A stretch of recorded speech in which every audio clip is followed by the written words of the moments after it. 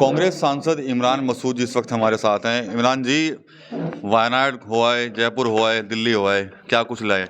हैदराबाद हुआ है, हैं? हैदराबाद भी हुआ है, क्या कुछ लाए? क्या तो रहा मैं, पूरा हिंदुस्तान, ऑलमोस्ट मद्रास भी गया, ऑलमोस्ट पूरा हिंदुस्तान कवर हुआ है जी। ये तो सब था वक्फ के लिए। हम लोग जो वक्फ का कानून लाने के काम हो रहा उसके संबंध में सब जगह जा कर के हम लोगों ने बात की।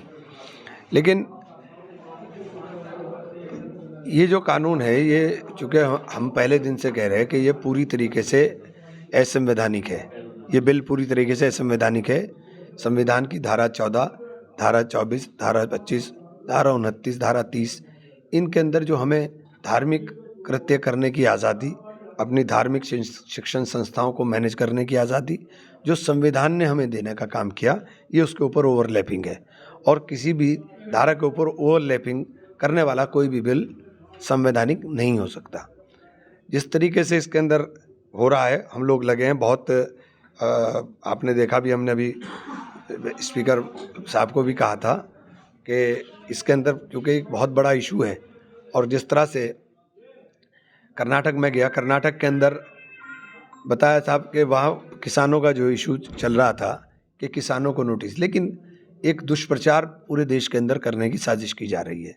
मैं कर्नाटक गया, मेरी वहाँ कर्नाटक के जो वक्फ के इंचार्ज हैं, वो उनसे मेरी बात हुई। उन्होंने आकर के, मैंने पूछा तो वहाँ कर्नाटक में 1,12,000 एकड़ लैंड टोटल वक्फ की थी, जिसमें से 71,000 लैंड जो इनका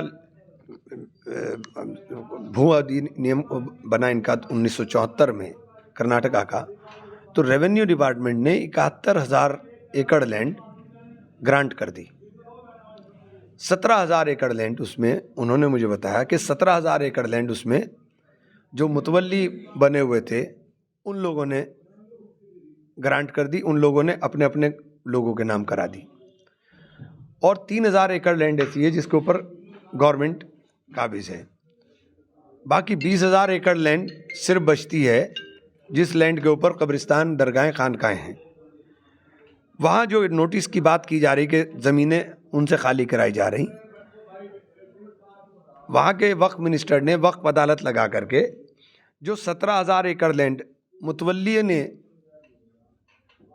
खुर्द-बुर्द की है, मुतवल्लियों ने या अहदेदारों ने जो बताया उन्होंने, वो उनको अपने उसमें करने के लिए उन्होंने पहल शुरू की। उसमें किसानों का कोई मतलब नहीं था। लेकिन ये एक दुष्प्रचार लगातार पूरे देश में है कि कोई भी प्रॉपर्टी वक्फ हो सकती है, जहां वक्फ बोर्ड चाहेगा वहां प्रॉपर्टी को वक्फ बना देगा। ये पूरी तरीके से मिथ्या प्रचार है। वक्फ एक फरीज़ा है इस्लाम के अंदर मुसलमान के लिए, और वही वक्फ कर सकता है जो उस प्रॉपर्टी का मालिक हो। जब तक वो मालिक नहीं है वो वक्फ नहीं कर सकता।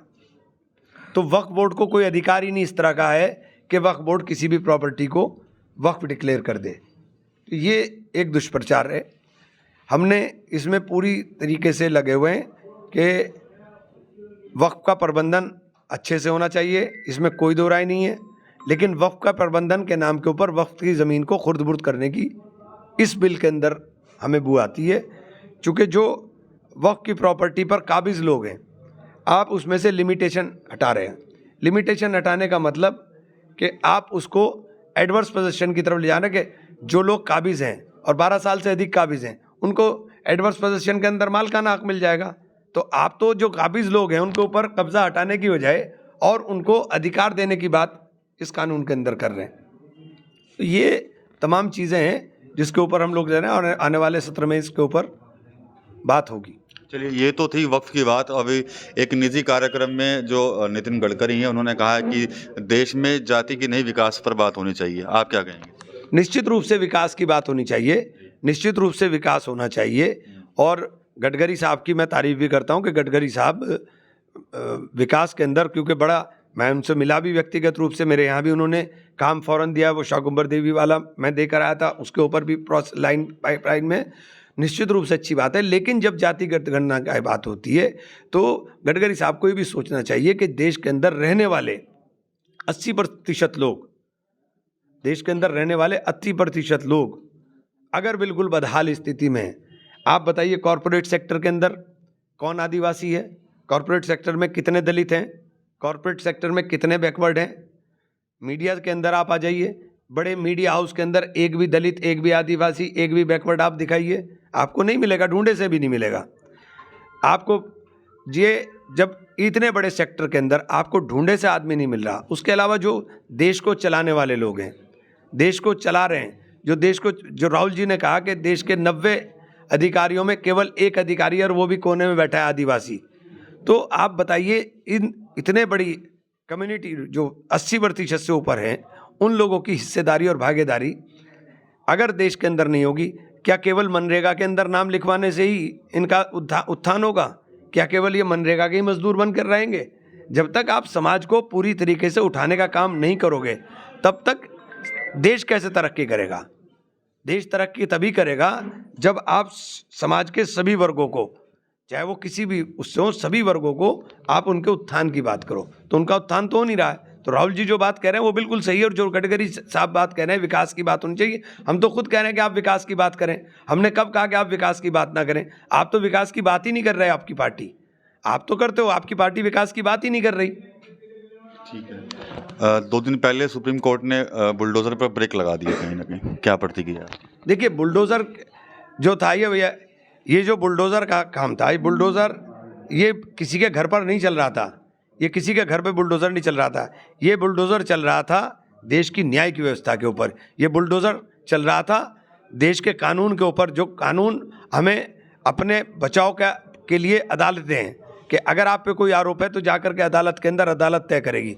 आप अदालत को कर ही नहीं रहे थे, आप तो सीधा उठाया और बुलडोज़र चला दिया।